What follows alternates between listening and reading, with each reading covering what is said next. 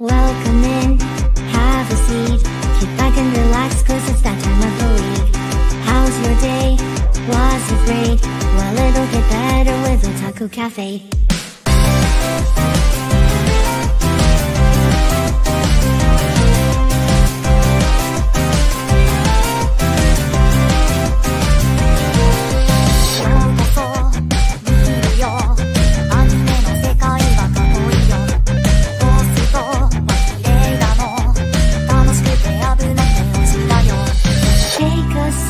Nostalgia, let the memories bloom. All these stories in my head are gonna make me go boom. Kick back and relax, turn the volume to the max, bob your head until you're dead. Yeah!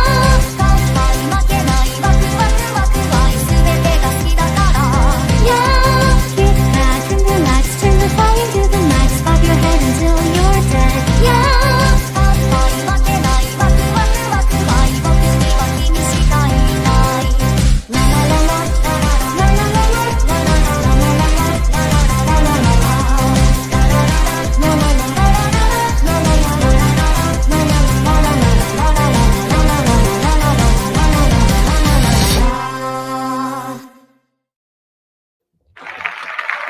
Hello, friends, and welcome back to another edition of the Otalku Cafe, where we have crazy drama and the hero stuff. We have 6 days until humanity is gone. We got some projects. We got some fun stuff. All this and more. I'm Matt, your co-CEO and your head chef, and to join me, the hostie of hosts. You haven't seen him in a while, but he is here with us to grace us with his presence today. Otalku Starman, Rico Star, whatever you want to call it. How you doing, my friend? Okay. Volume was loud on me. Okay, I'm doing well. I'm doing very well. Life is good. I have zero complaints. Like zero. Everything is good. I'm enjoying the season and been busy doing some of everything, but everything's working good. So I'm satisfied. Yeah, no, I'm happy to have you here. Chris is finally getting a day off, and Ethan is not here once again. Hopefully, he'll be here next week. Who knows, but we're happy to have you here as always. We have not heard from you, so tell us, what have you been up to? Man, I've been trying my best to like stay current on my shows. Like this has been the one season in a while where I think it's like ever since I've been on the show. Sorry. I think like ever since I've been on the show, I think this is like the first time I've really been like, okay, I've been managing the load of what I've been watching so I can stay current. Yeah. I fell back into like, this is when I knew I was behind, when I was watching Kowloon, Generic Romance all the way up until like just subbed. I didn't even know it was a dub. And yesterday I went to catch up with some episodes and I had 2 dubs to watch. And I was like, oh yeah, I know I'm behind if like the dubs done caught up with me, and I got 2 in the pocket. So, but aside from that, what I've been doing is, man, I've been, I record music. I'm an artist. Rico Star, I make music. But this time I decided to do something a little different, challenge myself. And I wrote a book.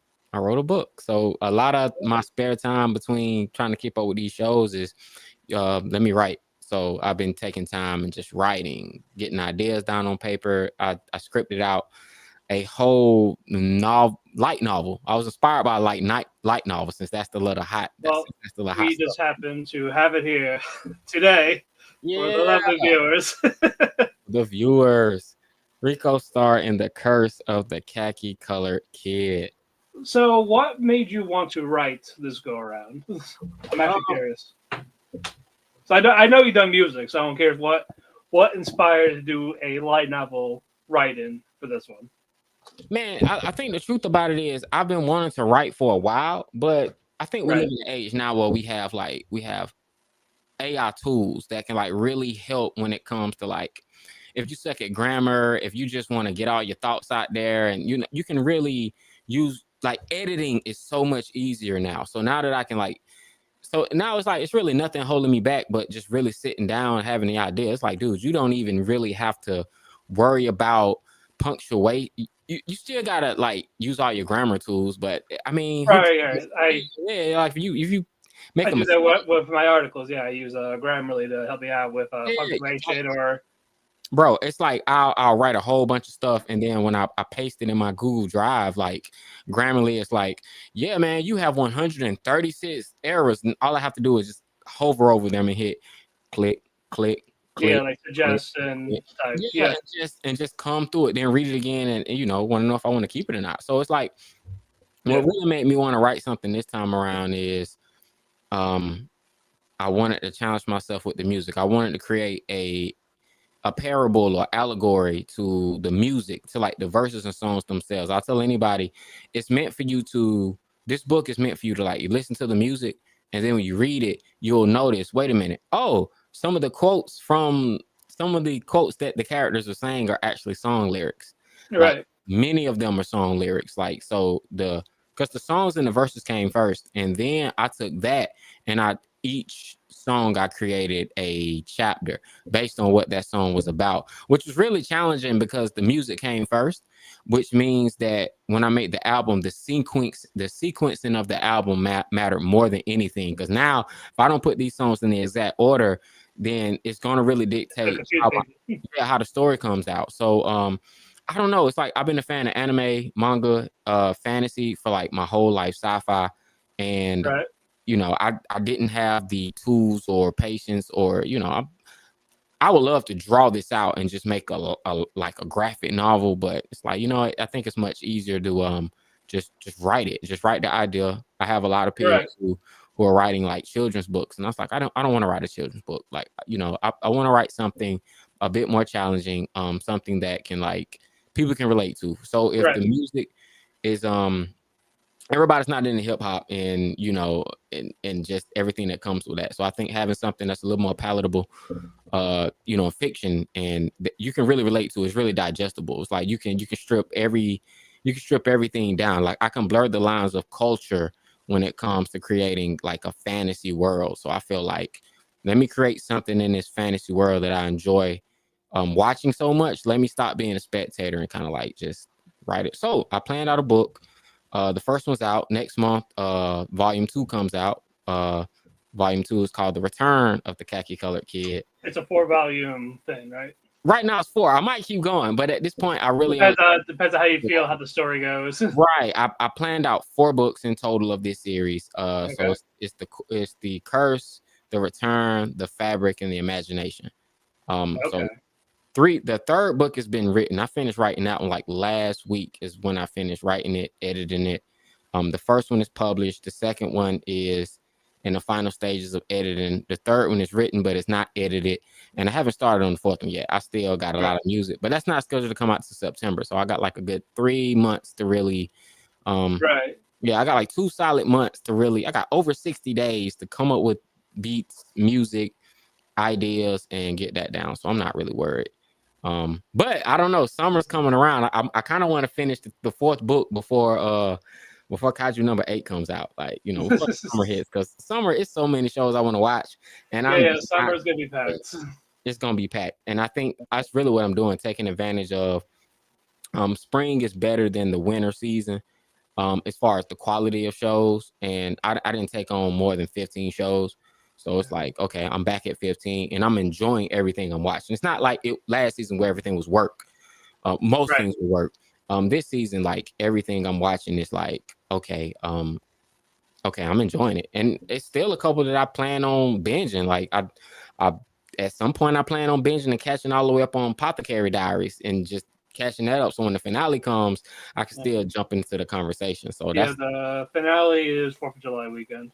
Yeah, so I feel like maybe not this weekend, but the weekend after this one, it's probably I'm gonna give myself an anime binge weekend where that's all I do for the whole weekend. It's just, I haven't had one of those, you know, start watching anime at 8 o'clock at night and don't finish to 4 in the morning. I haven't had a day like that in a minute. So. I haven't had that as either. It's pretty much I'll watch one before work, then I'll watch one on the way home, and just whatever. A little bit here and there after work. Same. Yeah, I do one in the morning, one at lunch, one at night. So like I can get read done today, and then on the weekends it's like really just going out, dancing, dating, doing all this other stuff. It's like my weekends is not as busy as Ethan's, but I still make sure I make time. Like if I might be laying up in the bed with my lady, and I'm like, she's asleep. I'm about to watch something on my phone. So I just pull out my phone and just start watching. Like, hell, even my weekend's busy. I got an opera Thursday. I got a open dungeon Friday. And I got a kink camp Saturday. So it's opera, 2 kink things, and then something random on a Sunday. You're so cultured. You're so cultured. I love that. Like that's just like very rounded culturally. Yeah. That's amazing. And this will actually be my first opera I go to. I've always wanted to go to one, so I'm like, all right. And we found that there was an opera house, and they're like, okay, let's do it. So it's on the first. Like, all right, I went to opera recording. I went to opera when I was a kid. I don't remember. My grandma took me and my sister to the opera, and it was just like it was in the Bugs Bunny cartoons where they're just singing these high pitched notes. I have no idea what's going on. I guess you're just cultured. So we're sitting there, and I'm like, yo, I am not old enough to get this. I think I get it now. I'm old enough to get it. Right. More seasoned culturally, but I never take 8-year-olds to no. But we didn't have tablets back then, so it's like, you better watch this, and that's it. Yeah. You're here. Enjoy it. But I'm excited. I'm excited to go. Awesome. But where can people find your book, and where can they stream your music before we do our stuff? All right, you can stream the music. You can stream it anywhere you stream music. You can buy it on Apple Music. You can stream it on Tidal, Spotify, Pandora, just wherever you get your music. As far as the book is sold on Amazon. You can get it on Amazon, get it in 2-3 days. If you want the deluxe, I call it the premium Zima Blue edition. You can buy that on lulu.com. I have it listed on Lulu with all of their books. I sell it there. I'm waiting for confirmation from Barnes and Noble to approve it. Once Barnes and Noble approves it, it'll be online Barnes and Noble, and it'll be on their version of the Kindle. You can also get it on the Kindle from Amazon. I think last but not least, you can go to Gumroad, or go to any of my social media profiles, my link in bio. I'm selling a bundle on Gumroad. You can download the PDF along with all the MP3s. It's pay what you want. You can pay as little as $7, or you could throw me $1,000. I don't care. I just, that's on Gumroad, so you can do that. Link in bio. I'm working on getting the book inside the TikTok shop, but those will be autographed, like premium copies, in the TikTok shop. So I'm working on getting some things in the TikTok shop. So yeah, you can stream it, check it out. Please check it out. I read it all today. It's a nice book. I'm very curious for more. So again, People Star and the Curse of the Khaki Killer Kid. What was that? I said Volume 2, 4th of July. The first Friday of every month of all summer, you're gonna get a new album, and you're gonna get a soundtrack and a book every first Friday for the rest of the month. All right. Rest of the year. Right here. Summer. Right. For the season. Yeah, for the season. But check it out, guys. It's worth the read. It's gonna be worth it, and I can't wait for it tomorrow. But with that, let's get to some news, and then we'll get to some reviews. All right. First up, TV anime adaptation of Let's Play Webtoon airs in 2025. For this one, she's young, single, and about to achieve her dream of creating incredible video games. But then life throws her a 1-2 punch.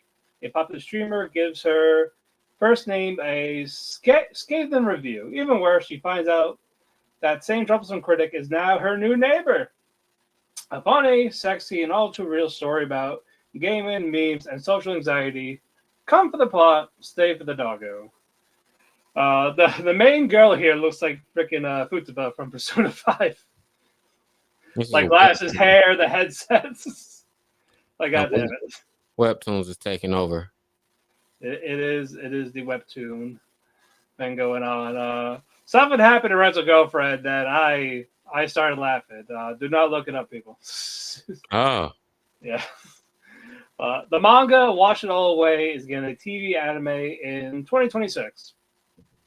With an endearing protagonist and luscious art, this seaside slice of life story offers tranquility in the chaos of the modern world. For 2 years, Wakana Kinmei has run a laundry service in the seaside resort town of Atame, where she's Mhm. built a fulfilling life, making friends with the locals and visiting hot springs. Although Wakana has no knowledge of her own past, her cleaning services safeguard memories imbued in customers' precious items. It looks pretty just looking at the poster. I don't know about watching it quite yet. Maybe I'll probably wait for a trailer on that one. What's it called?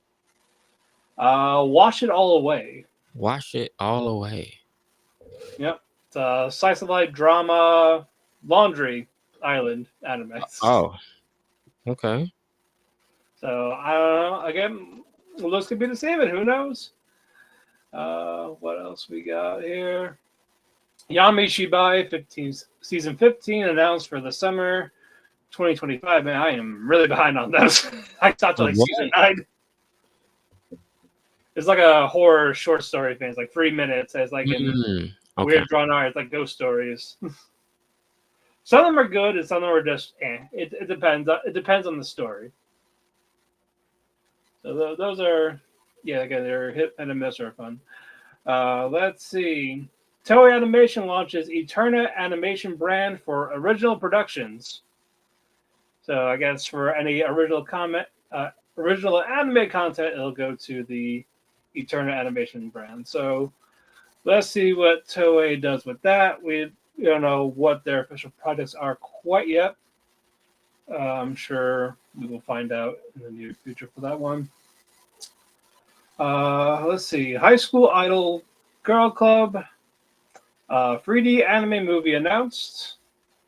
So that's for the Love Live fans. I think Chris watches one of those. But let's see. Ruby Chan. Shingo Natsume directs original movie Ghost at Madhouse in 2027. Everyone has a ghost in their heart, feelings that are hard to express but still real. The story follows Nike, a brave and lonely girl who stands up against the unfairness of the world to protect the starry sky. Along the way, she begins to change for the people she meets and the emotions she discovers in herself. It's Madhouse. It's a movie, so I'm probably never going to watch it. Dang. So I'm always down for that. Don't Touch Kodasashi is official for fall 2025. What is this one again? It's it's a sports etchy school thing. Maybe we'll see. Novel The Ogre's Bride is again a TV adaptation. You're the bride I've been searching for all this time. The Ayakashi and humans coexist in harmony. The Ayakashi, having superior abilities and beautiful appearances, sometimes find their partner among human women, making them their bride. The bride, in exchange for bringing prosperity, receives absolute love from the Ayakashi. Yuzu is constantly compared to her sister, a bride of a demon fox, and is resented by her family every day. One day, when Yuzu just couldn't take things anymore, a man appeared before her on a bridge. This man is the most beautiful man Yuzu has ever seen, and he's calling her his wife. Just be quiet and let me hold you. The most powerful, cold-hearted Ayakashi is pouring his heart out for Yuzu. Since it's an ogre, is this Shrek? Shrek in an anime. Okay. I don't know. You know, ogres look like humans. You know, especially like you watch Witch Watch. It's like, yeah, the ogre's a human at this point. Yeah, well, he looks like a human in this, so. See. So there we go. I mean, it doesn't really do. It's like the only thing that works with that is like something like Kimi-sama Kiss, where it's like he's a fox or cat and has the ears, because somehow those are always dreamy. You know, got the cat in the ears, and it's like the cat or the fox boy is always going to be like, you know, the Inuyasha effect is what I like to call it. As Right. toxic as he was, it's like, nah, man, people couldn't get enough of you know, dog boy, cat boy, wolf boy. Yeah, I called it the Japanese Twilight. Japanese Twilight. Oh my. Yeah, you know, Inuyasha's ever Cohen. You got Koga as Jacob. I was explaining that to somebody that just, that's not explaining Inuyasha to non-anime fans got to be like one of the most like it's like it's a soap opera. That's how I sell. I was like, yo, it's just a soap opera. It's a soap opera it's a shonen soap opera. You will like it. I tell every woman that, just especially black women, it's like they very much gravitate to it. It's cultural at this point. It's like It's as a Shishoburu. I don't know what to tell you. It's I don't know, man. It's just so cultural. It's like, oh, it's the official side. It's like about a side chick. That's what makes it so crazy. Oh, that's the thing. Like who is my silver medal? Continue. Just I don't know. It's just like, but Kurama. Remember Kurama Yu Yu Hakusho when he got his like human god form? It's like, yeah, it's all dreamy, long hair, ears, slender body. Like, you only see it like 3 times. right. I keep saying one day I'm gonna try to pull off that cosplay. I think I can do it. I have not seen anyone do that, or I have not seen anyone do a Kurama cosplay. Cosplay. It's been years since I've seen him. Like you're not gonna see like I see him I see the Kuwabara a couple of times. That's it. And those are always dope because of the hair. But I think like, that would be. I haven't seen a dope. I've seen several dope Shishomarus and Inuyashas. I have not seen a good Kurama. I actually have not seen a good Inuyasha. Ever. Oh, I mean, I've seen a few come through Atlanta. I'm not even gonna lie. I've seen a few. Like in person. Like I'm sure there's somewhere around the world. But every time I go to a con in person, I have not seen a good Inuyasha. Wigs have gotten so much better. Like, because now you can just buy them. You can just buy them pre-made. Back before someone put all their work into it, you had to respect the effort, even though it didn't quite come out the way they wanted it to. But you kind of just. I saw a meme. This girl was dressed as Emma Frost, and she was like, "Yeah, when you spent the whole day at the con and they keep calling you Storm." Actually, but some of my wigs back there are actually custom made still.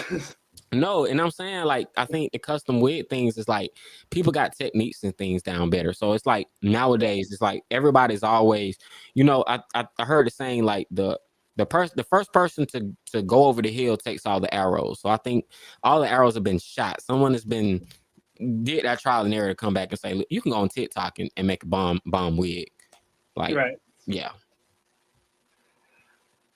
But that is it for the news. So, Sean, tell us what you're watching by yourself. All right. What am I watching by myself? Okay. I know we're collectively watching. I know. We're watching Ladies. We're watching Ladies Modesty. What were we asking? Windbreaker. I do watch that. Okay. I put one of my friends on Windbreaker. Finally, he started watching it. Yeah, he's in it. Are you watching Shiunji Family? No, I am not. I honestly, that was just one I had to leave to the wayside. I was just like, you know what, Incest Family. I'm gonna let the guys have it. I kind of reached my cue, and I was stacking them all up, and I was like, yeah, I'm gonna leave this one where it's at. Let me see. I'm watching Loser Rangers. Let me see what else. What am I watching? That's just me. You're watching Anne Shirley. I'm watching Anne Shirley. So what do you think of Anne Shirley so far? Because I can't talk about this week's episode. Well, Anne Shirley is. Oh yeah, my bad, man. So bro, it is so like the same thing I like about Spice and Wolf is what they do. Like they don't even say about. They say a boot. Like they're going their way to do these subtle Canadian. It's a Canadian. Yeah, they do these subtle Canadian acts, because Anne was born in Nova Scotia. I was telling someone about it. They was like, "Are you talking about Annie, the orphan?" I was like, "Well, she's Anne's the orphan," and she was like, it's a popular novel." From and I was like, early 1900s. Is Annie the play based on this? And yeah, it's a novel, anime in the 70s. There's been a live action show. It has. Yeah, that's something that kind of, I ain't gonna say blew my mind, but it's one of those things where I was like, oh. Yeah, they always call it Anne of the Green Gables. Anne of the Green Gables. So what am I watching? Witch Watch. I think that's one of my solos. Maybe you're watching Witch Watch? I am not watching Witch Watch yet. That's gonna be like my end of the year.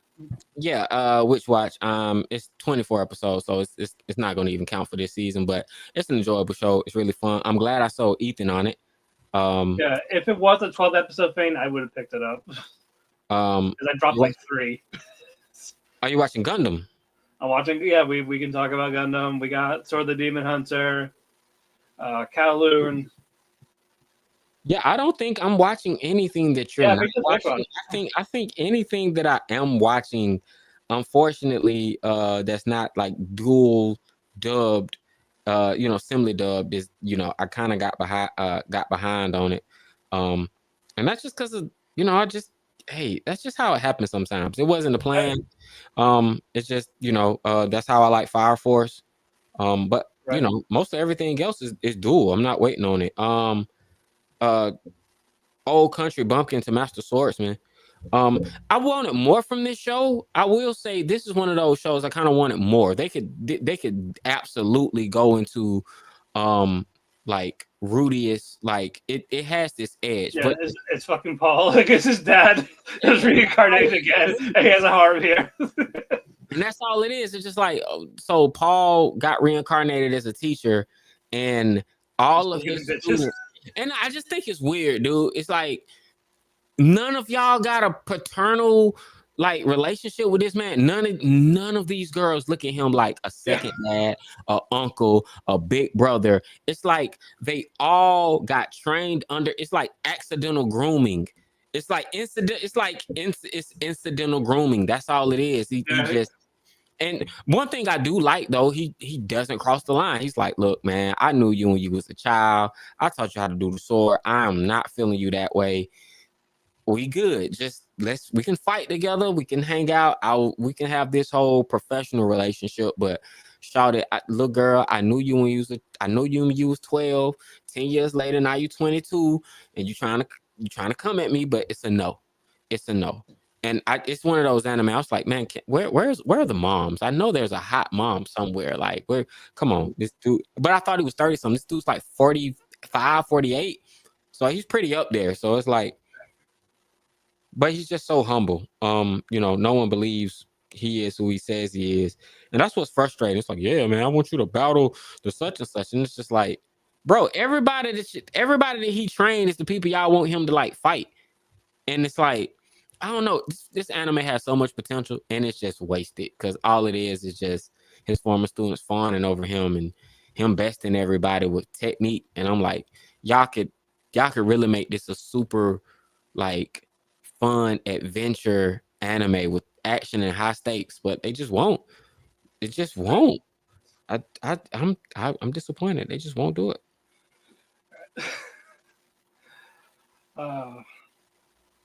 All right, but I definitely have some that you are not watching. Put me on game. Tell me about it. All right. First one, I'm the evil lord of an intergalactic empire.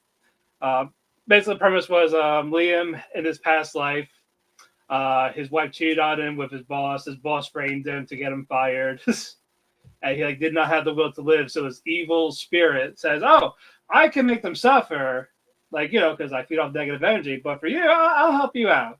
I'll let you get reincarnated to any world you want." So he picks the sci-fi world with mechs and all this. So he's born into his noble family, and he gets a robot made for his birthday, a Magi, who is excellent. And basically, the family's in debt, and that was actually the guide's plan, because basically he sent him to that world so he could suffer there and feed off his negative energy.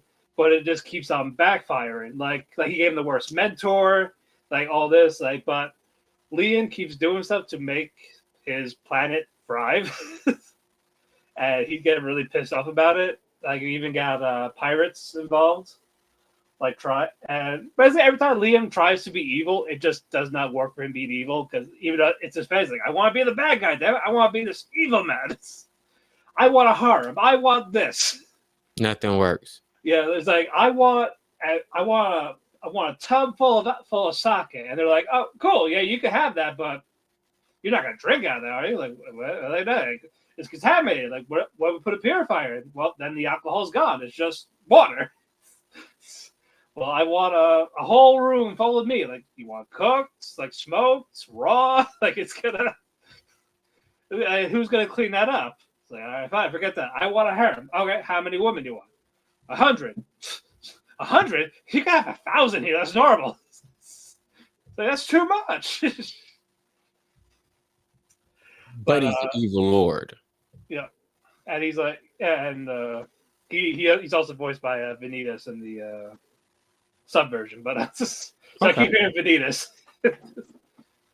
But this episode was basically the pirates are gonna go after Liam's crew and all this, and the guide, he kind of manipulates like, hey, you could totally beat these guys, even though the chances of winning is like 3%. Like, oh yeah, I set all this up for you, so you could win. You could definitely win. Even though it was like, yeah, you're not gonna win. All you people are gonna die, and then I'm gonna feed off that negative energy. It's gonna be tasty. But but no, Liam has been making a comeback, and there's reinforcements with Christiana, who he saved in a few episodes ago from being like genetically mutated by the pirates. And like that's reinforcements type of thing. And she's like, she wants to see these pirates suffer. So it's like, you won't get to live long type of thing. Like, you know what? Get revenge, because they also blew up her planet. So it's not my favorite. It's like an entertaining type of thing. I mean, it sounds pretty funny though. It is. It's definitely one of the funnier ones. Summer Pockets. I know Ethan hates this one, especially that one girl, the Samugi.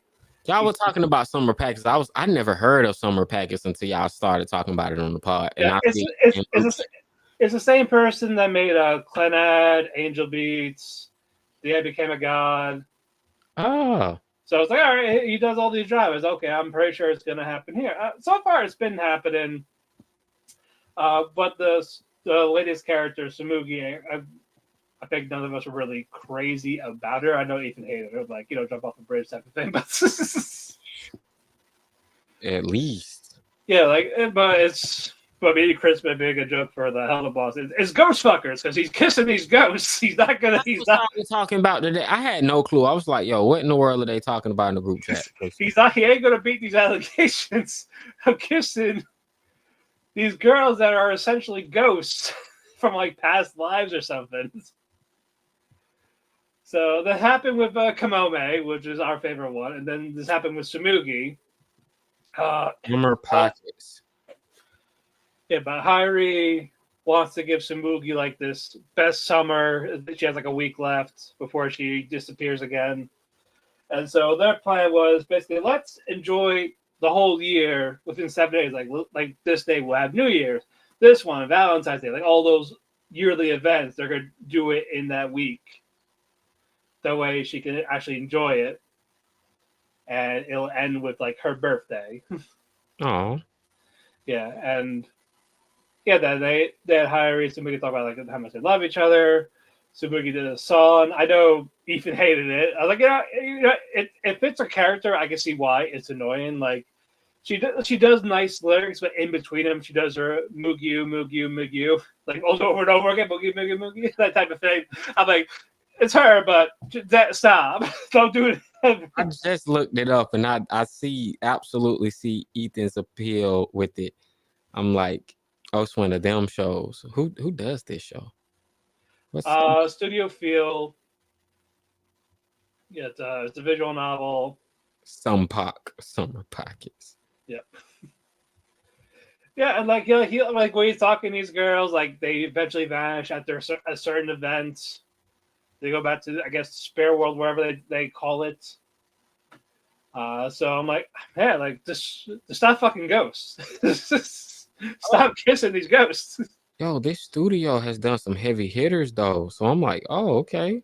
It ain't a bad show. I will say that.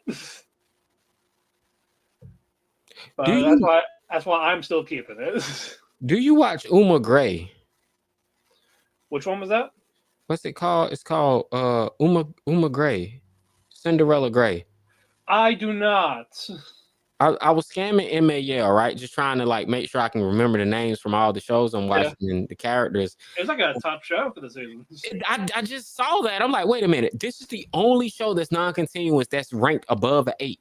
There is nothing. I know it's connected to like that half girl horse racing type of thing. It's a spinoff Pretty Derby. Yeah, it's a spinoff of whatever it is spinoff of. I haven't seen, but yeah, I'm looking at it and it's like it's above 8. There's nothing this season that is above an 8 that is a new show, which is highly shocking. I'm shocked that Gundam is not even that high. And this Gundam, it's like, what more do you Right. want? I'm just like, Loser, if I knew about the Pretty Derby series, I probably would have checked that out. even Vigilantes. It's like even Windbreaker season 2 is better than season 1. And it's not That's the thing. It was 8 for a while. It was Yeah. 8 for a while, and then they saw Tsubaki and they downvoted it. Like, why? Yeah, I'm like, what? And then even Fire Force is like even Fire Force. I've been keeping up with Fire Force. It's like, bro, Tamaki ain't even been like lecherous, lucky, naked half the like she's done that thing once. Like once. And I'm like, y'all, and that dropped from an 8 to a 7. Lazarus is freaking boring, but we'll get to that later. Yeah, we'll get to that. We'll get to that in a bit. Oh man. Demon Hunter, I'm mixed. Demon Hunter did not turn out to be. If you watch episode 1, it was the best premiere. it was the best. Like episode 1, I thought this show was going in a completely different direction, but I did not know it was just going to turn into a drama, like mystery, a mystery drama. That's all it is. It's just a mystery drama. It's nothing. They keep teasing you with the time skip, and I think that kind of cheapens it because you're like, oh, he's immortal. Last week's episode, they go all the way to the future. And we see him in present modern times. And then this week's episode, we go back into the feudal times. And I'm like, okay, bro, are you gonna fight your sister? Are you gonna kill the demon girl? We saw the sister a glimpse at the end. Well, we'll get to that. It's like, what else I got? Aharen-san season 2. I've been enjoying this one a lot. Raido and Aharen might be my favorite couple for the season so far. I haven't even thought about my favorite couple. Yeah, but for this one, Aharen's brother, like he's practicing singing, so Aharen does it, and they like her singing voice. So he's like, I'm gonna practice that for the day. So she goes to her boyfriend singing "Good Morning" and all this. So Ryo's like, oh shit, we're doing a musical now. All right, I can do this for you. And he starts singing with her. It's like, okay, cool. And they've been singing for a while. Like even their friends got involved. And I forgot what triggered it to make it like, oh, like they're now going to be like this noble family type of thing. So now their appearance changed, like facial, like shaded. I'm like, what the fuck is happening? Like they're like addressed as royalty, and it all stopped when Raido got home. He was doing this act in front of his sister, and this is like, what the fuck are you doing? Why are you talking old English? Why are you singing? This is weird. Stop it. He's like, okay. It's like, yeah, this has have a little sister yell at you. But no, they're getting ready for college exams. So it's just their third year of high school. And obviously, Aharen and Raido are going to like go to different schools.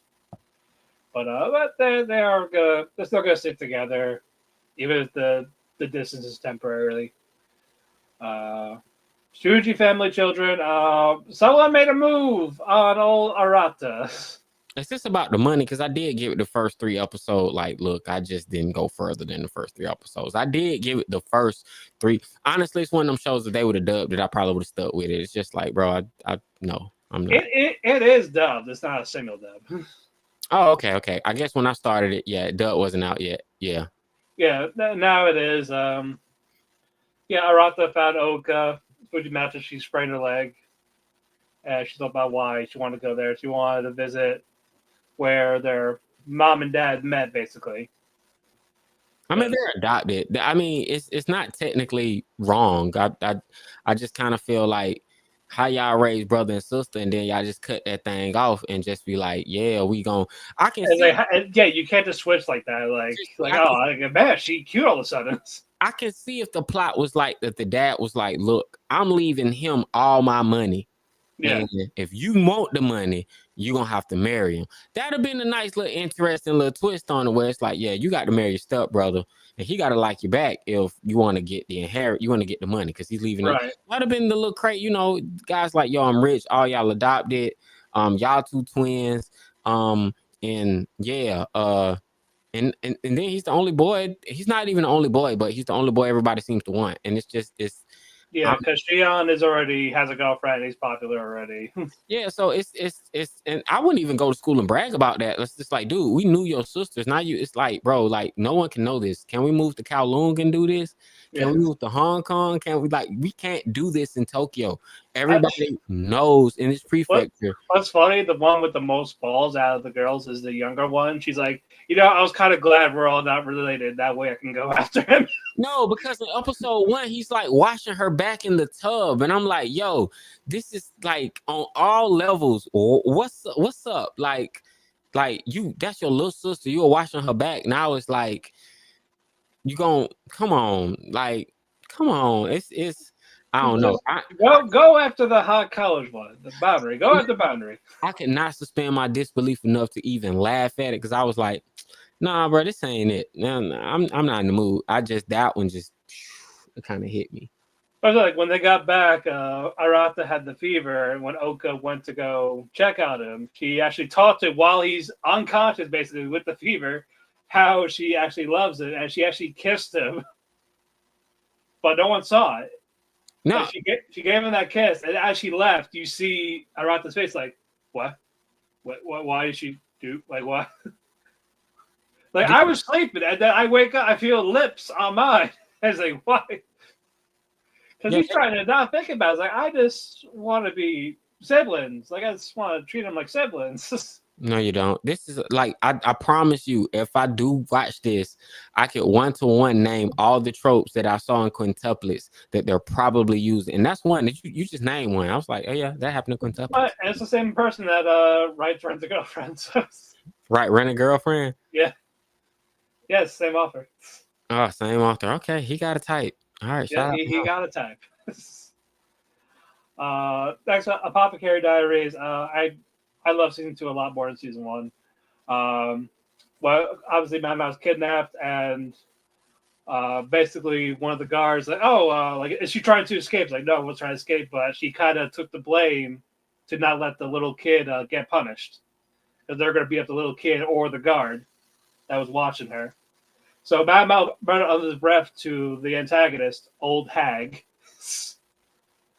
And she's like, all right, we're gonna, how about we kill you? And then fucking Luhan's like, no, let's give her this old punishment. And it's a snake pit. And it's a snake pit. And as she opens it, Mad Mao's just like, chopsticks, hello dinner. And she cooked the snakes. She cooked the snakes. Like, they went to go check on her.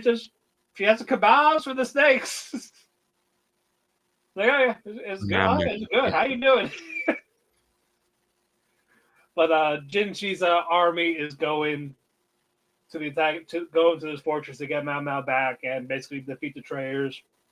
Blue Land gets Mao Mao to safety, but as they go to this hidden room, they see the kids who are hiding. They're asleep on the bed. They're dead. Lulan poisoned them because she's like, the woman and children are going to get murdered anyway if we lose, so I gave them mercy. Like, yo. Like, as a cliffhanger, when Mama asked her, like, what do you want? Because she was about to choke her. Like, she was about to punch her. I can't be, Mama, when she gets serious, is game over. It's scary when she gets serious. Yeah, so I'm like, Jesus Christ, but I was like, and the little boy that drank it is just like, he looked at it like he knew he was gonna die, but he still drank it with a smile, like, it's fine.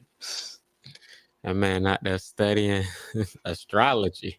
Yeah, it's like Raphael. He's just like, like, what? I don't want to get tortured. I don't want to feel pain. Right. So I'm just gonna die. I'm out. Like, I'm gonna die anyways. I may as well go on my terms. On your terms, Lord have mercy. One more. To Be Hero X. This one I love. It's really good. It's like My Hero Academia mixed with The Boys. Okay. Like, not The Boys, like the heroes are evil. Like, it's just like there's an agency that helps out for the heroes type of thing. Okay. And powers are based on trust value. The more that people trust on you, like they root for you, all that, the more power you get. But if people lose faith in you, you lose some of Yo, that power. I am glad that is not the power scaling in this world. Lord have mercy, we would have too many problems. It would be too many others, but it's all about like who's going to be Hero X. We don't see X yet, but we had two. First, we had two stories. One involving a hero named Nice, and then the second one, which is Esol, which is probably my favorite one so far.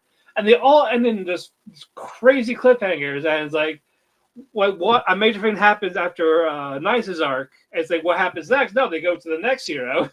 I love that one, and you get this big fight with the old Esol, the new Esol, and it's just who won that fight because there's just one of them now. It's like which one died? They don't tell you, and you find out it was the uncle of the new Esol who organized all it. Basically, made his friend die, made him lose in the exam for who's going to be the next apprentice for the Esol. Like this uncle just organized all this shit, and it's like why? And then we find out like there's no real winner. Like, is it the new one or is it the veteran one? They don't tell you, but it's like, oh, like the trust value is combined to one. It's just one person, but they don't tell you who.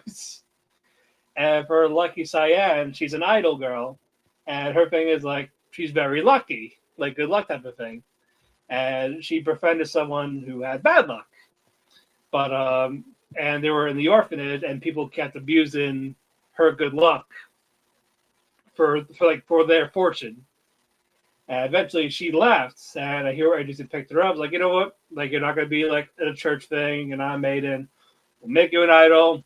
If you like, we'll even help you train. Like, she has like arrows that like shoot like good luck type of thing. So that is nice. But there was a scandal going on with the orphanage saying like, hey, Lucky Cyan was on that plane crash. Well, everyone died except for her. So why was she the lucky one then? So all the people were like, what the fuck? Like you just let all the people die. Like, why are you alive? Why, like, you know, my mom died in that plane, or my parents are gone. Like, why weren't you dead with them?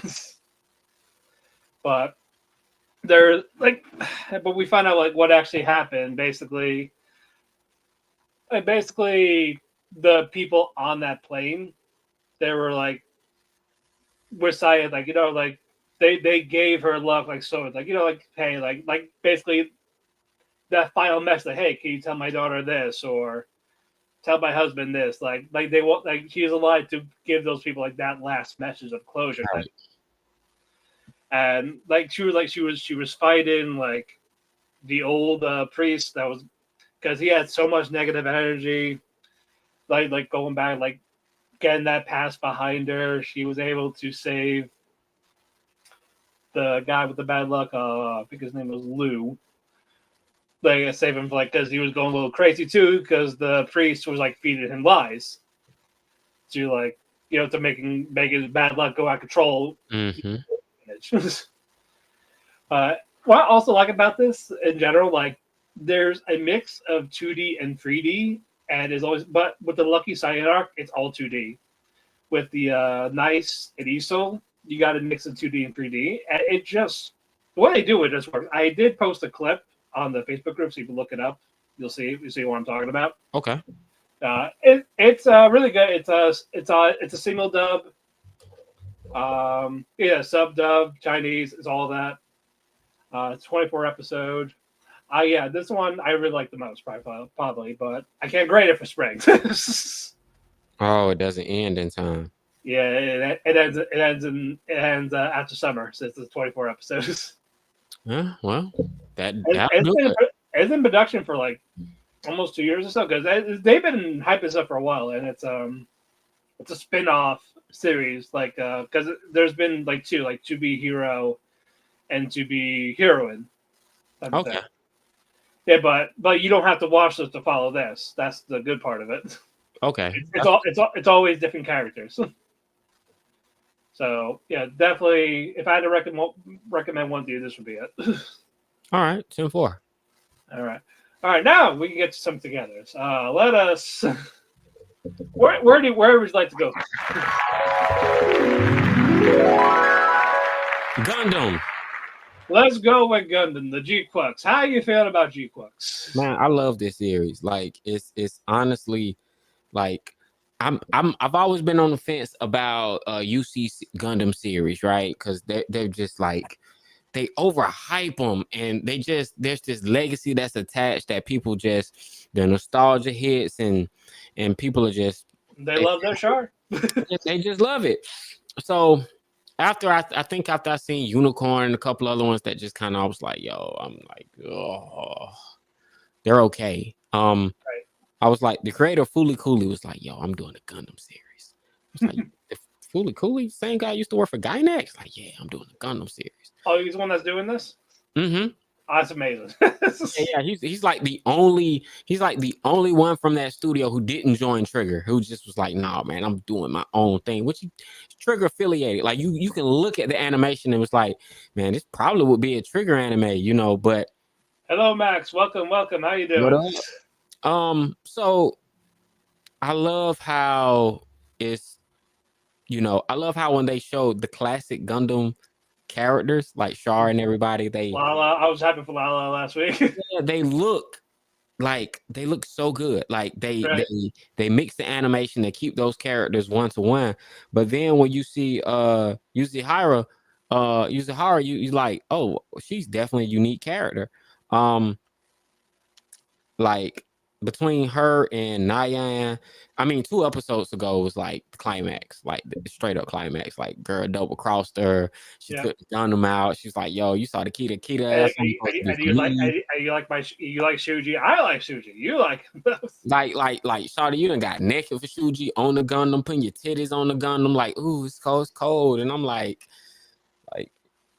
Yeah, like how long? It's a Rule 63 with Machu is Amuro. Yeah. No, sorry, she's Char, Diane's Amuro, Shuji is Lala. Shuji has the personality of a rock, bro. Bro is just not home. He's just not even a person. I don't know what he is. He's just, and they're just whatever. He's just talking to a Gundam. Just the Gundam speaks to me. Now what I say is there's a plot to kill Casilla. There's a plot to kill her. Because they was like, yo, we don't trust her with the Empire. We gotta find the Red Comet, Char. I like the whole twist of what if Char got the Gundam instead. Yeah. Amuro. And the war went a different way. He painted it red. He's disappeared. They're trying to find him. But now Nyan, she got Lady Cassilia drafted her and was like, hey, you can pilot this Gundam. I'm gonna get you. You find out last week that Yuzihara was like, wait a minute, you've been killing all the pilots this whole time. That's why ain't none of these pilots survive. Yeah. So she exposed that, and then she ends up going to Earth, finds Lala. Lala's like, yo, I was in love with Amuro. I was in love with Sorry, if I go to space, I die. If I die from here. Then you find out it's like, yeah, so now we got to find the blue rose or whatever. And it's like she's in it. They find it. It's like, oh yeah, we found the rose. We found the rose. Oh, y'all found the rose? Like, yeah, where is it? It's in the sea. There's somebody in it. It's Lala. Yeah, it's Lala in that parallel world, the actual one where she does die. Yeah, so it's one of those things where it's such an interesting series, and I'm like, okay, where are y'all gonna go with this? It can't be 12 episodes. Y'all gotta flesh this thing out. I feel like Witch from Mercury is getting the hype that this one deserves. Because this one is more of a drama. This one is really like it's not. They're not giving you a Gundam fight every episode. They're really like and it's like not as political. Yeah, it's like this one is really it's more about eternal politics. It's like it's just a different twist on it. So I don't know if it's rubbing old Gundam fans the wrong way, and new fans are just like, yeah, I didn't follow Gundam, so I don't know what's going on. I can't get into it. I'm shocked this is 7.4 in MAL, but this is right now my top 5. It's one of my favorite shows to watch. Yeah, there's no episode count yet, so I don't even know if we're gonna get 12 or not yet. Yeah, I can't rank yet because I don't have an episode count. Yeah, they don't have an episode count. So usually when they don't have an episode count, that typically means that it's gonna go longer than 12. Right. I'm pretty sure at this point it's probably gonna go longer than 12, just based off of the episode. It's just like they ended at 12. I'm like, why? Why'd you do that? Yeah, You need to have it longer. Yeah, you got Machu and Nyan conflict next episode. Yeah, and like you still gotta find Char. Is Amuro gonna show up? that's just the classic Gundam trope. We need these two former friends to go at it in two different mobile suits. I know Nyan's gonna get a Gundam, and I know she's gonna get her Gundam, and they're just gonna have to duke it out in the Kidda, and because they were never friends. That's one thing I like about it. It's just like, you know what? I thought you was my friend. We was never friends. You was never friends. You sold me out for that boy. The second he caught your attention, and you just and Nan feels kind of bad, but y'all got to remember, she's the orphan. She's the victim here. Right. And so it's like Azura's like, Shawty, you came from a good home with a mama, with a daddy. You just was on this rebel shit because that's just who your personality is. But now Neon, she's like, I work to eat. Like, I don't have anything. It's just me. I'm surviving. It's like I'm surviving, right? So she's like, Zeon want to take care of her, and other ones like they're on the same side, but it's an internal conflict. I just like it. I just really enjoy Gundam Kicks. No, it's definitely fun. I actually talked to one of my friends about it because my friend Andrew, he also loves Gundam. Like we talk about Gundam when we can. So he's just more of not a fan of Machu, but I get it. He has different tastes. That's totally understandable. But he still watches. He still enjoys it. Just I think he cares more about the Char stuff, and not the Machu stuff. Which I get it. I mean, Machu is I like Machu. She's such an interesting character, and my favorite thing about it overall is like, okay, we're in this era where it's female protagonists. It's like, I know, because Mercury was our first one. Yeah, so it's like back to back. I'm like, okay, I'm with it because I've seen what all the boys can do. Let me see how crazy these women are. And these crazy how the women do it. Yeah, it's just like, yo, get them in mobile suits, let them go crazy. Like, let's go. Like, because none of them can fight. Like, they're the worst Gundam pilots I've ever seen. This is all up with them. They can't fight. They don't know what they're doing. But they're pushing buttons. They're just pushing buttons. I feel like Neon, she's more of a natural pilot. I feel like she's the better pilot than Machu, but I think that's only because Machu is not taking it seriously. Machu is not I feel like if Machu really like crashes out, and because that's the thing, Machu is more tapped into her I was about to say coordinator. She's a new generation, new type. She's a real deal new type. Right. So if she can really tap into her power, I think she'll go. I think Neon is just a good pilot, but I think she's the Char, and I think Machu is like the Amuro. I think the red hair is a dead giveaway also. Yeah. So like, I'm so away because I know it's like a parallel world type of thing. So like, give me my Amuro already. Yeah, she's the Amuro. Like, simple as that. She's the Amuro. Yep. And Naya's Char, I guess, they're going to be that Lover's Quarrel fight for Shuji and his autistic Riz, but not the autistic Riz. Yeah. That's what he got. He got it, bro. They both fighting for him. I don't know what it's about him. Just talks to it. You just talk to his back. Yeah. Bringing him food. Exactly. He can't pay. Let's go with Lazarus. We find out more about Leland's go around. He's a rich family. Sister hates him because he only comes by when he needs something. You weren't there when I was trying to get married off. They all wanted my money. No, she hates him because of the patriarchy. Let's call it for what it is. No, it's like, that with the patriarchy. No, yeah, for real. Because she's just like, man, look, Dad left everything to you. You don't want it. I can do this, but they won't let me do it because I'm a woman and they didn't leave me nothing. So you got to be the head of the family. Yeah, I got to marry, and I hate all these people they wanted to marry. They gave me the choice that if I want to lead the family, I got to get married to somebody. And she was like, all of these guys suck.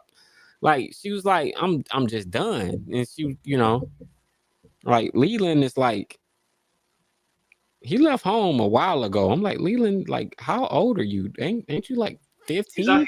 He's not 40 like Doug. like. All right, he called Doug 40. That was funny. Doug's I was like, like, yeah, don't diss him. they did that to everyone. I was like, there's no freaking way. No, it was yet again. It was another episode where like 9 happened, right? And at the end of 9 was probably like the best scene. It was Skinner say, "Hey, guess what? Now it's 10 days instead of the 14 or whatever." They keep doing this skip, and I was talking to my friend yesterday. Shout out to Cap. I was talking to my friend Cap yesterday, and me and him was talking, and we came to the conclusion that the downfall of Lazarus really rests in the fact that Cicero Watanabe has never had to tell one of these stories in only 12 episodes. He's always gotten 24 to 26 episodes to tell a story. Right. So for them trying to condense it, and maybe it's Adult Swim budget, maybe 12 is all they had. I felt like they were trying. I felt like with the Jazz, Axel is just Spike or Mugen, whatever. He's just the same archetype, wild child. But I mean, he's cool. But I feel like they try too hard to make Axel cool. Like they try too hard to make basically like doing this cool parkour, this type of style with his fighting, all this how he escapes. They make him like too they're trying too hard for him, yeah. Yeah, and then it's like Doug is a whole token black guy. It's just like, bro, it's like, so like Spike and Jet, we got the black sidekick. That's really what we doing here? We're just gonna get the black sidekick. Eliana is Ed. Yeah, she's Ed, smart tech girl. And then we got Christine, who is Faye, who is the hot girl with the past, mysterious past, Russian spy. Bro, so I'm just looking at this whole thing like, dude, like y'all just like, I'm like, did you? I'm not gonna shit on Watanabe's work because I respect the man too much, but I really just feel like I don't know what was the pitch. What was the pitch? Someone just showed up with $5 million and said, "Hey, let's make a Cowboy Bebop." And then it's like the fact that the soundtrack is still jazz. It's a dope soundtrack, but it's like, dude, like you made Shampoo. You helped with Carol and Tuesday. You've done all of these shows. Space Dandy was unlike anything I've ever seen. So I guess like getting Lazarus, we get these 12 episodes. They got to track 13 episodes. They got to track down the guy. And a lot of people online don't like the fact that it's too much caught up in Western politics. They feel like, oh no, y'all just took COVID and climate change and COVID and mixed it in the pot and just threw it in there. And it's like, I get the climate change, like why you just like, humans suck, we need to start over. That part I get. Just the COVID, everybody took the shot and now you're gonna die. It's like, dang, you all took these drugs that make you high, they help you function a certain way. Yeah, it's I don't know. It's the thing that just gets me watching it. It's like they got unlimited money. They just every episode they try something, either it works or it doesn't. You get just enough backstory on everybody except Doug. I still don't know what his story is. Yeah, we got 3 episodes left. We have 6 days. Yeah, so I mean the clock keeps ticking. Ticking. Episode 11 is probably going to be more about Axel. Episode 12 they'll find Skinner, and then 13. Yeah. 9 we got that scene at the end with the wires and the guns, and that I felt like, I'm like, dude, lead with that. Next time, just make the whole show that. He should have been y'all main character. Like or should have been part of the team. Part of the team. It should have been just like this show should have been, if y'all wanted it to be that badass, y'all should have just went straight hardcore. Like I felt like Lazarus. If I would have made Lazarus, it would have just been John Wick. It's just been a breakdancing John Wick if I made it. It's like, oh yeah, dude's gonna dance and kill you. Like it just would have been like, yo, this does not give joy. I said, yeah, but it's badass. It's the world of Solo Leveling is called the best anime. Lazarus ain't gonna cut it. No, you know what? Maybe this is why Skinner wanted to get rid of the world. He's like, I can't live with that. Lazarus ain't gonna cut it, my guy. I felt like they tried too hard to make it relatable for Western audiences, and I think that lost a lot of the magic. It's something to watch. Yeah, they're trying to make it Cowboy Bebop with a different premise. Yeah, and I felt like, man, y'all really didn't have to do that because Cowboy Bebop, you didn't have to try to make nobody cool. They were just cool. Like Yeah, Spike dancing around Jeet Kune Do like Bruce Lee is cool. This guy doing parkour and break dancing and just like I said, I feel like Axel is they just try too hard to make him cool. Like they just yeah, he's cool, but I feel like bro, it's just too yeah. hard, bro. It's forced. Yeah, Like I knew it was forced when he went to the basketball court and was just like just balling. I'm like, yo, this man went to the court and won. Just like y'all make this man too cool. There's nothing he can't do. Now I'm gonna see this assassin is gonna try to kill him on this street. Like, yeah. okay. Yeah, he got set up. Like, yeah, like okay, he needs to die because he's been experimented on and no one can know about it. Yeah, I gotta get rid of him. So I gotta see how he gets out of this one. Yeah, and how's Hirsch gonna explain this? Like, oh, sorry, I didn't mean to have you get killed, but Yeah, I mean, a show like this, you gotta Agami could kill this thing, bro. Like, you gotta start off with 6 of these guys, and when we get to episode 10, bro, I gotta be 4 left. It's like, bro, that was episode 10. We have 3 left. Yeah, 3. That's what I'm saying. But I'm saying with 3 left, it's just like, bro, this team the herd should have been getting thinned. Yeah, and Skinner's gotta show up like in front of them soon. It's how as the stakes should feel. I feel like there are no stakes. The stakes couldn't be higher, but they just don't feel as high as they actually are. As when meeting were talking about this like a few weeks ago, I was like, yeah. Even if they fight him, then they still have to do the cure. They still would have to make the cure. That would probably take maybe 10 days. So it's like TikTok, man. They're not gonna do this in like an hour. Yeah, a whole world, a cure. I have it saved in a vault. Go get it. So here's the Hindenburg. You just put it in there and it'll spray around like snow or something. And it'll go in their lungs and it's over. You'll be cured. Yeah, as simple as that. Like, yeah. Come on. Yeah, I don't know, man. There's stuff I like, but at the same time, it's just like there's no progress. It's just every episode feels the same. There are different events, but it's just like I feel like something's missing, and I can't put my finger on it. Yeah. Well, speaking of something that's not missing, Kowloon. Kowloon is great. I am enjoying this. The last episode I caught was when Reiko found out that she can't leave because she's not real, and Yomei went to Hong Kong to find out if Kowloon was a real place. So you didn't see episode 10 yet, right? No. Okay. Yeah, no. Like I think I was about to start watching 9 because this episode focused on Tao and Miyuki. Miyuki is talking to his dad, and Tao is like, Tao really wants Miyuki real bad, but I think Miyuki died, so Miyuki is not even real. He's the second version of himself too. Okay. At least that's what they lead me to believe. Maybe we know Reiko is the generic, as they're talking about, and generics can exist. Here, they cannot exist. Sad. It is sad. So I guess we're trying to figure out how to save Kujirai, but I also like Aomei. Cute, man. But yes, but since you didn't watch the current episode, I won't talk about it. I won't talk about it for spoilers. But no, nice little what they have to do, and Kujirai's talk with Kudo. Definitely look out for that. But we won't go any further. But I enjoyed it. I'm enjoying the twist. I like the characters. I like the 90s aesthetic of it. Love it. I love how it looks. I love how it looks. Like more than anything, how it looks is really just like, oh no, this is, yeah. So no, that one's definitely fun. All right. Sword of the Demon Hunter. So yeah, we are now current. I mean, not current. I'm sorry. We're back in the past. Back in the past. Back in the past, Samurai Jack. Back to the past, Samurai Jack. Yep. So because we had high school for like an episode and a half, and now watched a play about his life. Yeah. It's like, I didn't like it.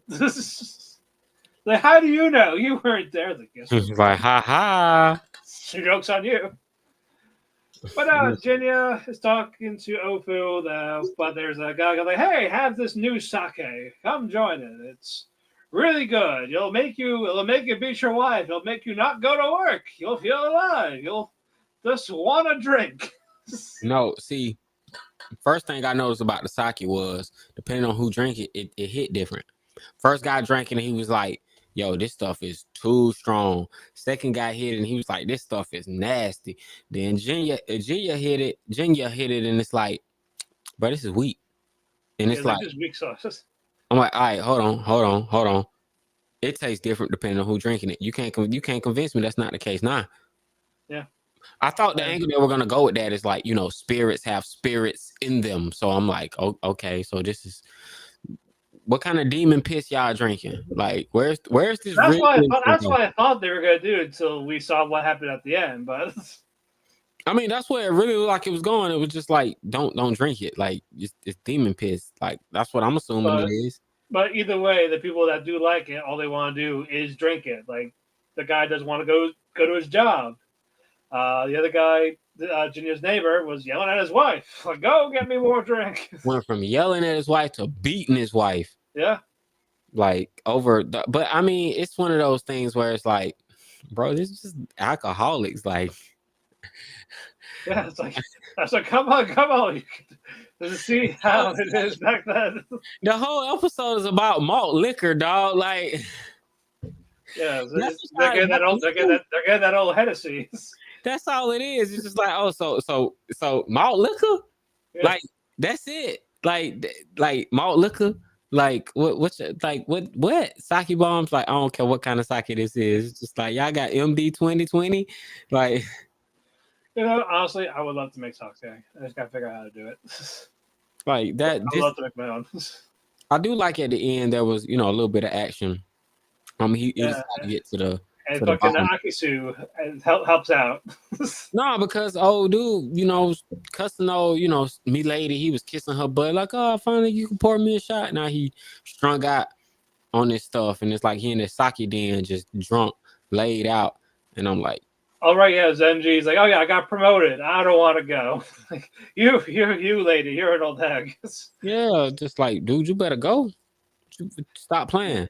And then he gets knocked out, and the dad's like, "You have one more."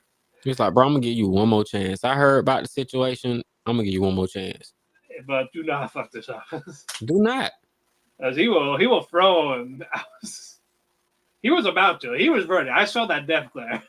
Yeah, he was about to murder him if his daughter wasn't there. Like, watch it. Like, you're lucky my daughter likes you. Yeah, he knows what's up. Like, dude, like, nah, that's that, culturalist. Like, when somebody messes up and they really care about it, they're in debt. They're gonna go out their way to fix it. Right.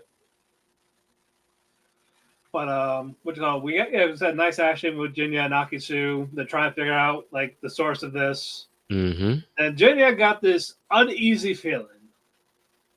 And we go to like the next section, and we see a woman with blonde hair. And who do you know that is? That's obviously going to be the sister for their ultimate for this first half. They're going to have a nice family reunion. Right. So I can't wait for that. Yeah. Waiting to see if it came in hard. Let's see, let's see how it goes out. Let's see how it goes out. The first half, because this is also a 24. Yeah. So it's like it's the midway point. So let's see what they do with it. Yeah, like, will you also be an hour for the finales? Oh, then it probably will be good. That's the case. If it is, I hope so. Because it's actually episode 11. So the next one will be the end of the halfway. So, like I said, I love the premise. I think the premise was one of my favorites. It's just the stuff in between. Some of the episodes were just hit and miss. Yeah. I like the one with the one nice Steven is like he was trying to find the person that killed his wife or raped his wife. And it turns out it was a wife that did kill him. And it was the guards that basically it wasn't a demon that raped the wife, it was just the people of the village. And that shit was all fucked up. Like, that was probably one of the best episodes though. Like yeah. I was like, you know what? They deserve to die. So Julia just killed like good. Yeah, that was tragic. Yeah, I felt so bad. Like wow, something for demons done in a good way, like done right. Don't let Freeman Take find those, out. Demon Slayer. And I was like, don't let Freeman know. No, she'll kill all. She'll even kill Jinya. Zoltar. Yeah, it's a wrap. It's a wrap. But no one's keep messing. No survivors. None. I do like the concept of how demons are made in this world, though. Like negative emotion, or Yeah, they just manifest from negative stuff. You know. some can be born that way, or they're just created over time, or it depends. You can get corrupted, possessed, and turn to one. Yeah. So I definitely I like that. But hey, we'll find out episode 12 on Monday. Next up, we have Rock is the Lady's Modesty. Battle of the bands ended. Our bandmates lost. Oh, that's what happens. Yeah, and the other team was like bragging, but you see Lisa going to Ota, and of course they're cursing each other out while everyone's looking at each other shocked, especially Shiraya. Like, what? Is this why you like her? Is this why my ex-girlfriend likes you?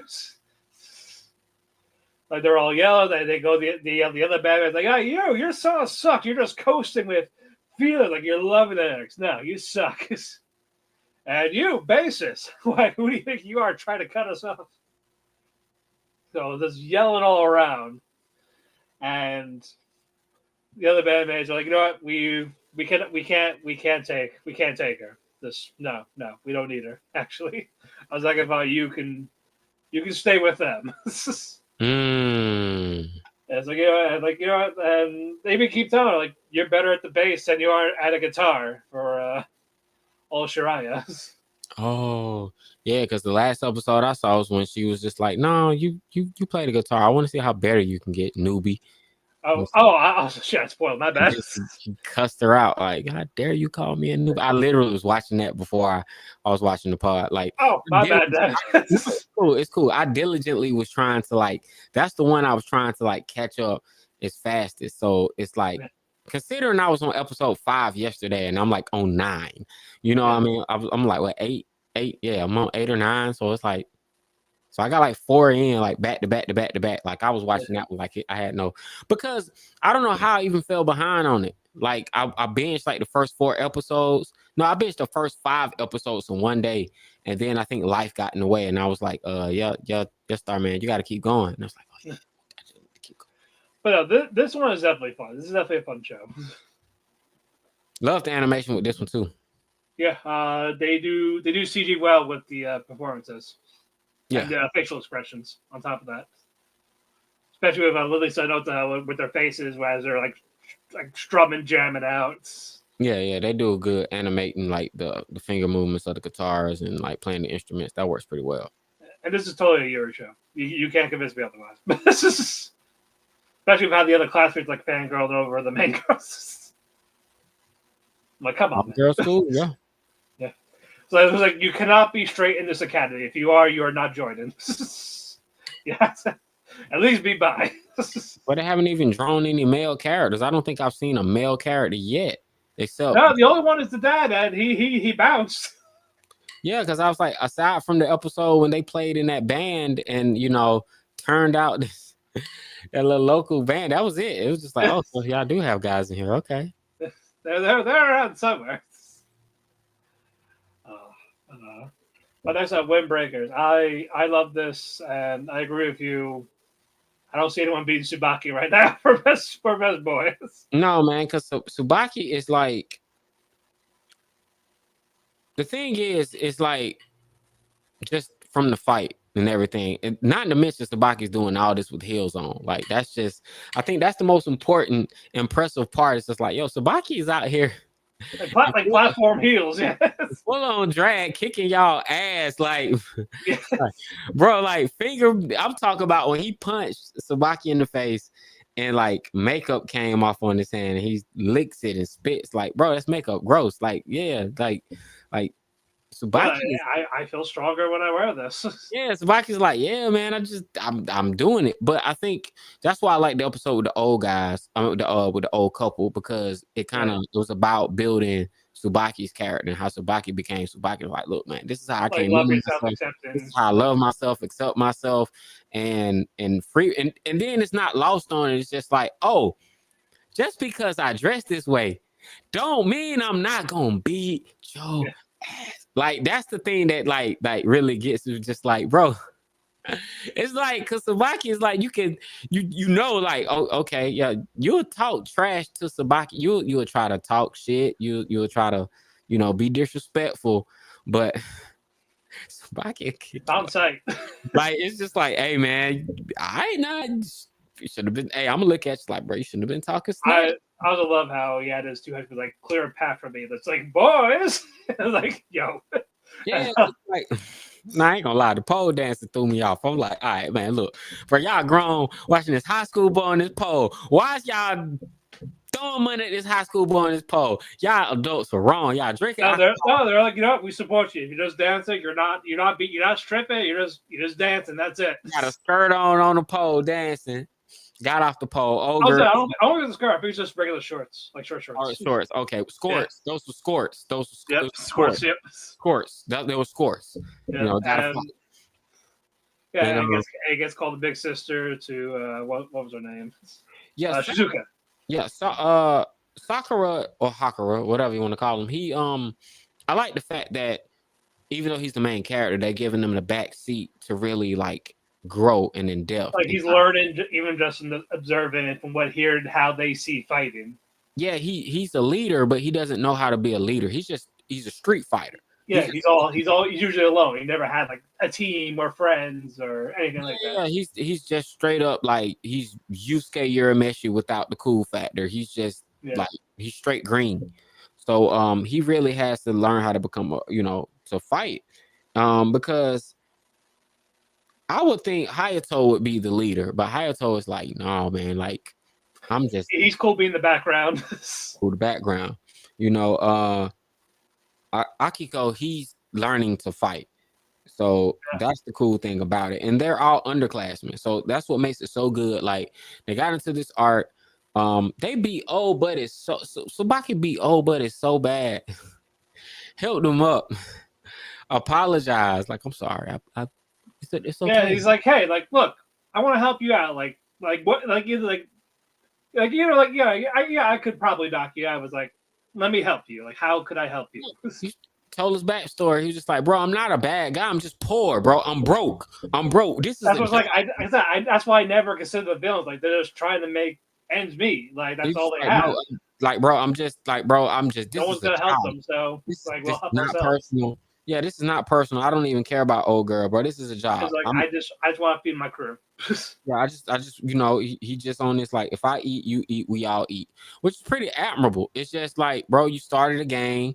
Your gang is about survival, and y'all getting this money, and y'all doing whatever you got to do to get the money. You're splitting evenly, even if. But y'all ain't no fighter. Y'all good with numbers, but y'all can't really fight. Because when y'all had to show up and fight real fighters, y'all got knocked out. It was it was a fear to y'all. And like free range. Yeah. That one guy was the only one that could fight. Yeah. He was the only one. All the rest was like, bro, y'all can't fight. Like, y'all can't fight. Y'all ran the free run. 9th grade free run. I'm talking about freshman free run. Yep. Freshman free run just no. Like, no. Because after that, it's like I'm bowing out, bro. Tsubaki beats me up, bro. It's like, bro, you ain't living that down. It's just like for the rest of your life, it's like we ain't gonna talk about that. We're not gonna talk about that. I got beaten by a cross-dresser. What do you want me to say? Like with the heels, with the makeup, with the fingernails, like just straight out, just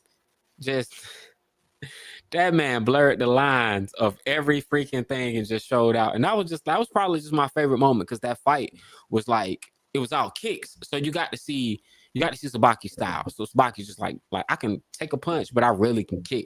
So whole thing is like kicking. When that back heel hit that face and his forehead hit the ground, I was like, ooh, oh, it's a wrap. It was like an axe kick, yeah. Like concussion. He was like, I can't get up. Like, no, bro, your head is rocked. Yeah, like if you hear the ring in there, is just stay down. Bro, your head is rocked. Like, bro, you got hit in the back of the head with them heels on. And they didn't break. Like, oh, bro, it's a wrap, bro. Do not get up. Everybody looking around like. Yeah. But I like how the Roppongi were like, oh yeah, we are hiring, what actually helps. Like, oh yeah, there are people here. We can use some staff. that's about money because he's just like, hey man, we can get y'all down here. You know? But then later I was like, oh, we can't get all of you. Like, we can get some of you. Just Some of y'all were disrespectful. Some of y'all like, yeah, some of y'all, don't come back. Don't come back. Y'all came out here and trashed this whole thing trying to be badass. It's like, no, this ain't Tokyo Majin. Y'all go somewhere with that stuff. Yeah, but they're like, the leader's like, hey, like some of us can work. Well, he apologized to his guys, like, you know what, if we all can, like, we'll figure it out. But as long as like at least half of us can get a job, that's cool with us. Yeah, that's all it was. He had the lead and he did what it best. He didn't have nobody to mentor him. That's the thing. It's kind of like, the parallel. Tsubaki's like, man, if I wouldn't have had the old couple to like help me out, and really, I don't know where I would be. So it's just like I got love, I got acceptance. You were on your own, so I kind of empathize with you. But my favorite thing in this episode is I cannot remember her name, but Tsubaki went to what's the singing girl's name? Oh, Shizuka. He went to Shizuka and cussed her out. Oh yeah. Cussed her out. Was just like, look, never in your life disrespect me, disrespect none of us and what we got going on, because we did all this for you. So for you to offer your life up like it wasn't about nothing, was gonna make all of this in vain. Like she tried to say, no, stop it, I'll go with you. It's like, nah, Shada, we in too deep now. We bleeding. It's a wrap. It's a wrap. You can't do that. So nope. And they're like, okay, well, so I gotta tell your boss, like, oh, we don't know how to get to it. We get our guy back, Yamato Endo, the same guy we saw with the kill crew who like took out that leader. Mm-hmm. They got the like, hey, now he's here, and the only person that knows him is Tsubaki. I'm trying to see what's up with that relationship. So again, Yamato knows that crew, so I guess I don't know if he used to be a part of that crew. So I guess he could be a former Fruin member. Yeah, I'm anxious to see how this goes because we're almost at the end. So it's like, okay, so yeah, it ends next Thursday actually. Yeah, so it's like, oh, okay, so like cliffhanger, like is he just gonna talk a bunch of smack and not do nothing? Like what's happening? Is he gonna knock someone out with one punch? Like I feel like in shonens like this, somebody got to get laid out. Like that's what really makes it good. Kind of like I think someone will get knocked out. Yeah, someone has to. It's like in Solo Leveling, like someone has to get bodied, like just like that. Someone got to get like not killed, like just just unconscious. So it could be Tsubaki, it could be Hayato, like someone big. Yeah, like, holy shit, this guy's intimidating. Right, like that tone has to be set. Like that tone has to be set. It can't just be a bunch of talking or. Or hell, he could knock out Sakura for all I guess. Somebody gonna get it. I just don't know who, and that should happen, and I cannot wait for that. Yeah. All right, and finally, My Hero Academia Vigilantes. All right, Vigilantes. Okay. Yeah, we kind of got context on Knuckleduster. Kind of like why he does this. Knuckleduster, man. Yeah. I love Knuckleduster. I did not know, like, this whole time when you're watching it, you find out, the link. Our antagonists are. Yeah. Queen Bee or whatever her name is. Hachi. Yeah. Hachifuka. You find out Hachi is like his daughter. Yeah, and she is why her mom or his wife is in the hospital. Yeah. Potentially, like that's what they're leading us to believe, and it's like, you see the little one eye she got, and then you see the other she got one eye, and it's like, oh girl, like you a whole villain, but All For One is like in her ear the whole time. Yeah, he's like first couple episodes, All For One is just giving her pointers, so it's like, oh, you didn't already turn to the dark side, Darth. Yeah, you like the Grand Chancellor is already in your ear. Because I think this is before All Might had the injury. Same with All For One. Yeah, it's definitely a couple years before that because Ishigami, what's his name?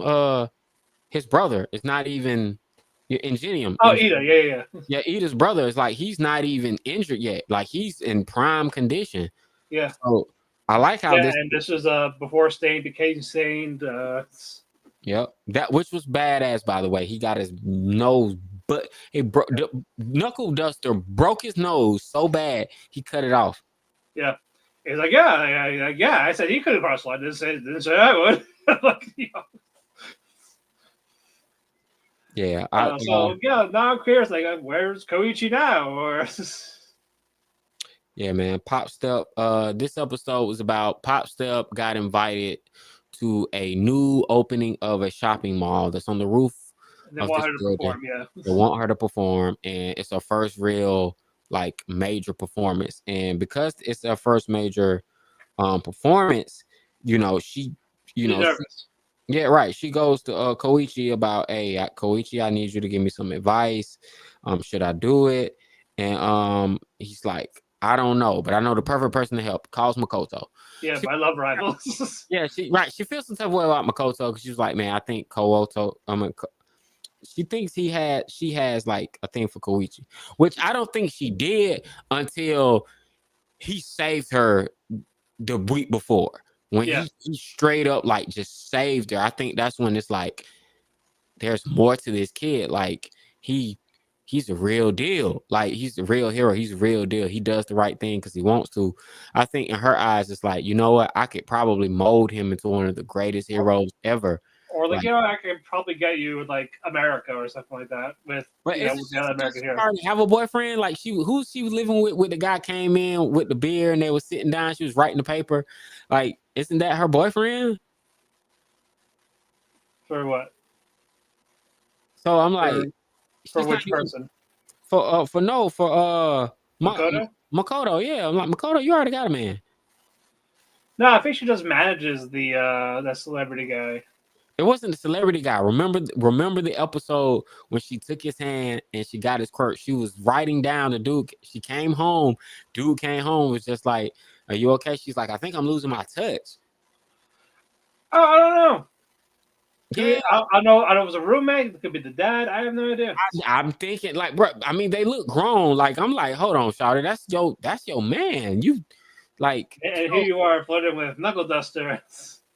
yeah. So I think, but Pop Step. My favorite thing about Pop Step is Pop Step really goes from girl next door to like glam, just like that. Like, Yeah. I really like, it's the pink hair. It's the pink hair for me. But no, I really do like Pop Step. Like, I like how, even with the mom, she was ready to show up and be his girlfriend.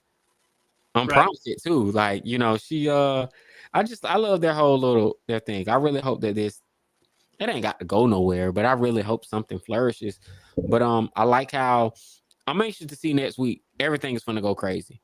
Like, everything is gonna go crazy. We already know. Like, it's not gonna be just clean. Something crazy is gonna go down. Oh, I think the person that used to be a cop, right? Is a detective. Yeah. That's her brother. Oh, it's her brother. Okay. Yeah. I just looked that up now. So. So brother. So she's single. Pop Step. Oh, Pop Step. I don't know what to tell you. Well, apparently all Pop Step's good for is her butt, according to her article. So. Pop Step got a nice butt. Apparently. I mean, yes, but agreed. Yeah, I mean, that'll go a long way. Yep.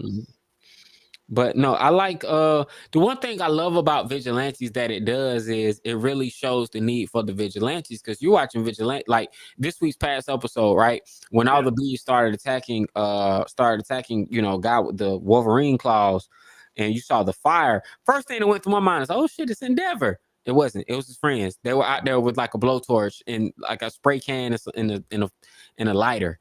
Like, that wasn't Endeavor. I'm like, yo, y'all main heroes suck. Y'all ain't showed up for nothing. I like Eraserhead's the only one who really just, and he was out shopping. He was off that day. Like, ain't none of these heroes. I was like, what's up with y'all? Ingenium is doing this thing, but it's like, where y'all at? Like, where y'all at? Y'all ain't doing nothing. Y'all ain't downtown. Y'all ain't taking care of nothing. It's a giant Godzilla monster walking through the city, and Vigilantes are stopping them. Come on, man. Where y'all at? Where y'all at, man? Where y'all at?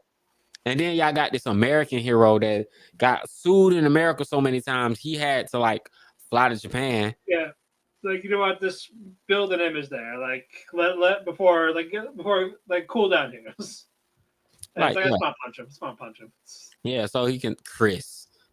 His name's Chris. Yep. Damn Cheating it, Chris.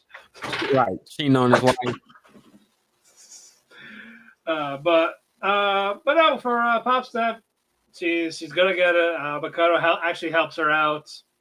Even as Captain Celebrity, like, hey, so do this for me, Mm-hmm. or I won't tell what you did. Yeah. Like, don't fuck up. But Mikado knows people. Like, all right, you're all set. It's gonna be a big thing for you.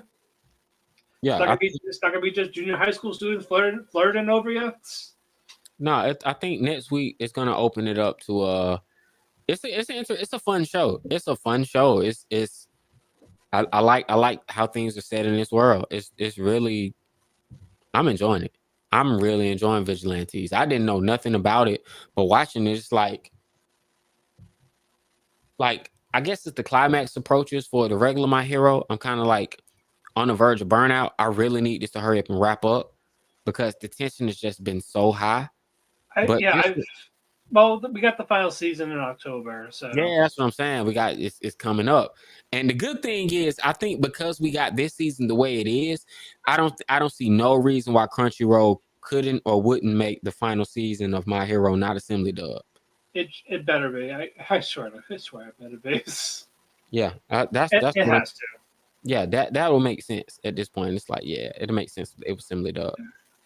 Yeah, and I think part 2 for Vigilantes will also be October with this as well. So so we get a part 2. Yeah, it's a split core. Okay, awesome. All right. So it was cool that had part 2 Vigilantes with the final season of My Hero at the same season, essentially, if that turns out to be a legit thing. So that's good. Yeah, absolutely. But I'm excited for Knuckleduster to maybe he'll see his daughter in this one because he found her, so maybe we'll see them interact. Yeah, she's been off the grid, but he found her. But closing thoughts for the week before we get out of here. Closing thoughts, man. I would say Sentai the Shakak, man, Loser Ranger season 2. I ain't gonna need to sit up and butcher that. I'm really enjoying this. If you're not watching it, everybody who's checking it out, check it out. There are a lot of big developments that happened this past week. Yumiko, her secret's out. Like Fighter D is on the fence. He doesn't know where he wants to stand morally. He doesn't want to be a hero, but he's done the hero thing so much. He's fighting the heroes and the monsters at the same time. You really realize he's like, no, us monsters, we don't like the boss monsters. Boss monsters talk too much smack and get in the way. He's like, he wants to do everything on his own terms. But I think the secret is about to be bust. The Green Keeper got exposed. Green Keeper's like, look, I understand how all this stuff works, but I got something personal to protect. You find out that the Yellow Keeper is like, oh yeah, I created some of these boss monsters, by the way. Like Yellow Keeper, he's like, he's evil. He's the one who keeps the loser. He keeps the Rangers needed.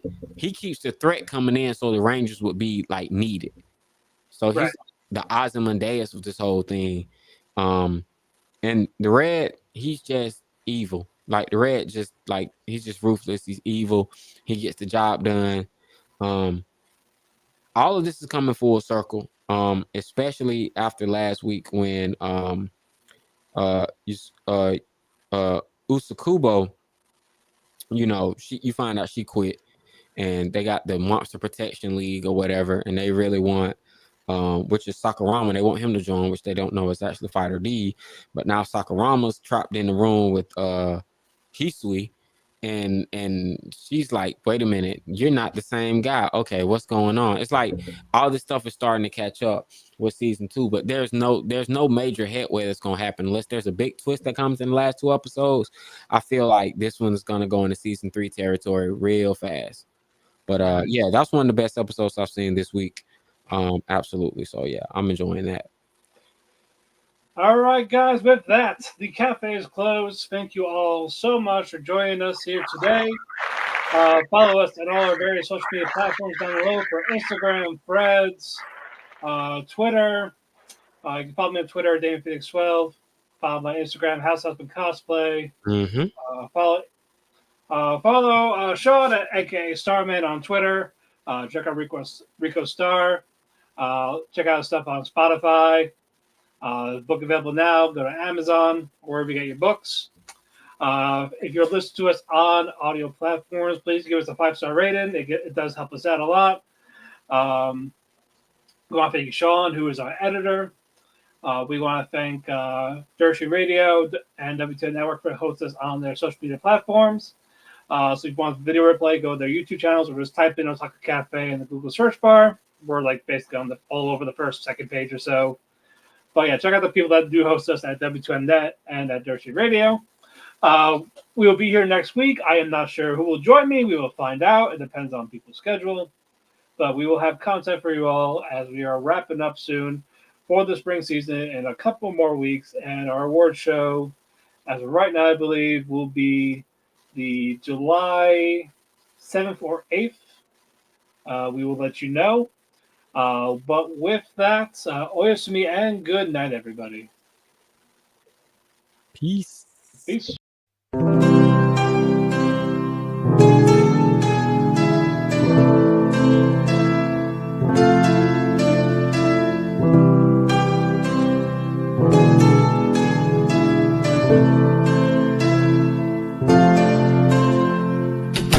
The sun goes to sleep, I find myself in a heap because it hurts so much to be away from you. It makes my day when I get a text from you, but still I say goodbye again. Let's hope this isn't the last time that I see your face, but hey, it's fine. I know everybody needs a little space.